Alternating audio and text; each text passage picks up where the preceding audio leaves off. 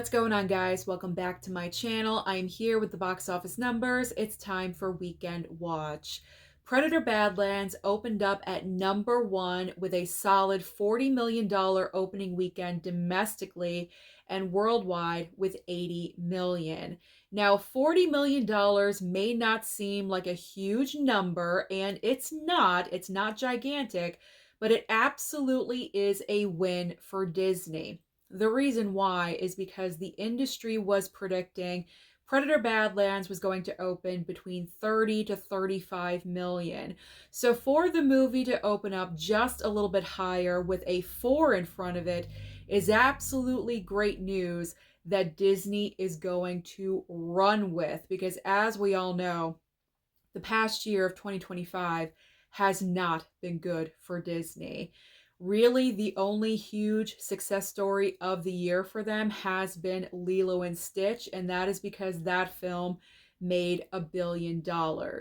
Now, don't get me wrong, Disney is not out of the game because they still have two huge movies debuting. We have Zootopia 2 at the end of this month for Thanksgiving, and then let's not forget Avatar, Fire and Ash, coming up in December. So I can pretty much guarantee both of those films are going to perform well for Disney, but it seems like over the past couple of months, Disney really has been faltering, in particular with Tron Ares.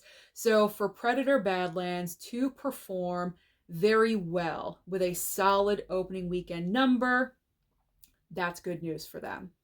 Let's move on to the rest of the top five. Second and third place, I was wrong. Actually, I wasn't wrong. Technically, I was wrong with second place because I did predict Nuremberg was going to open in second place. And then I said third place was either going to be Regretting You or Black Phone 2. And I was right about Black Phone 2.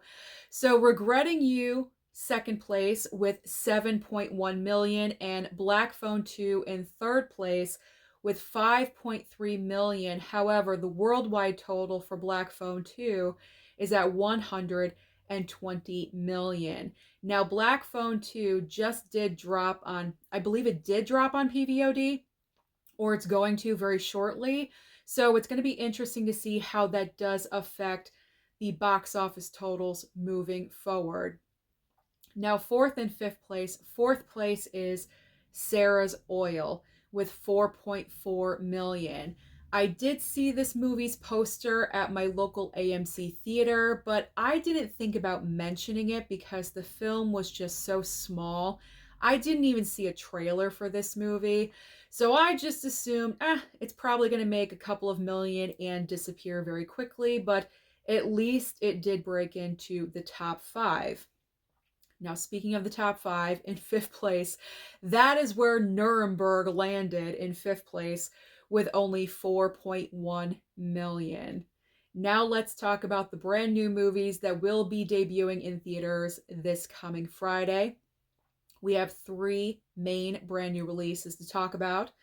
We have the remake of The Running Man, Now You See Me, Now You Don't, the third film of the franchise, and also a brand new horror film from Osgood Perkins called Keeper.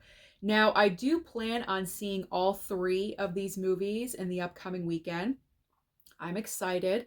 However, my excitement for Keeper is a little bit lower than the other two movies because me and Osgood Perkins, man, we just don't mesh together for some reason.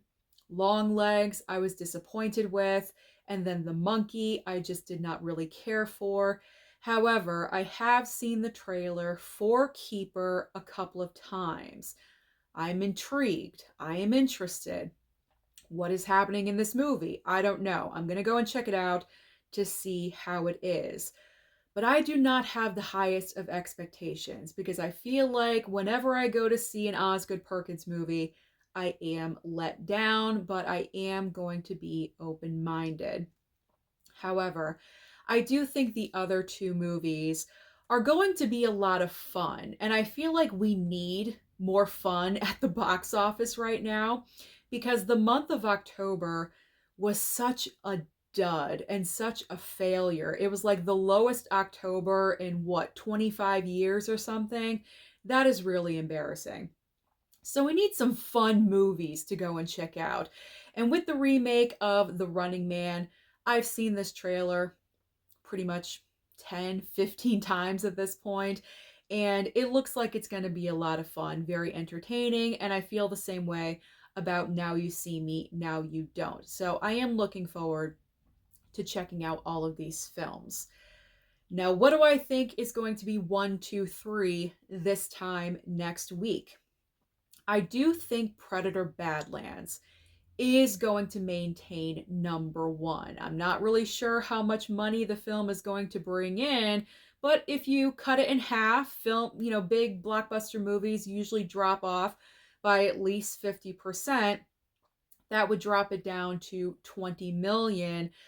I honestly don't think Running Man or Now You See Me, Now You Don't is going to make more than that. I'm not really sure why, but I'm just not seeing that for the numbers. So I do think Predator Badlands, I think, like the word of mouth is going to go around like, oh, it's a decent Predator film because, besides Prey, the movie before that, The Predator, was not really that great. So maybe that word of mouth is going to spread. People are going to go and check it out in weekend number 2. So I think Predator will maintain at number 1. And as far as second and third place, I'm just going to say second place, The Running Man, and third place, Now You See Me, Now You Don't. Now let's talk about streaming.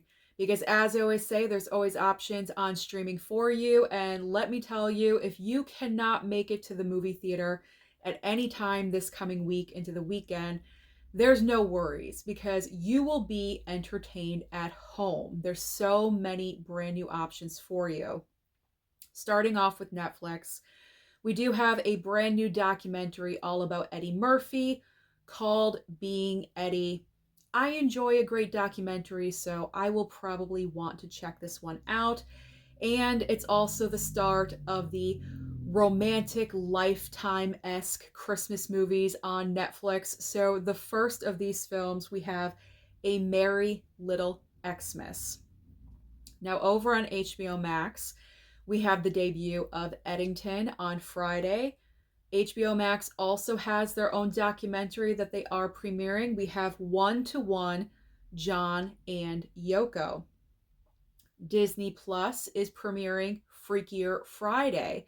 So if you happen to miss out on seeing this movie at the theater, now is the perfect time. I'm looking forward to rewatching this one with my mom. She really enjoyed the first movie, so I will rewatch that with her.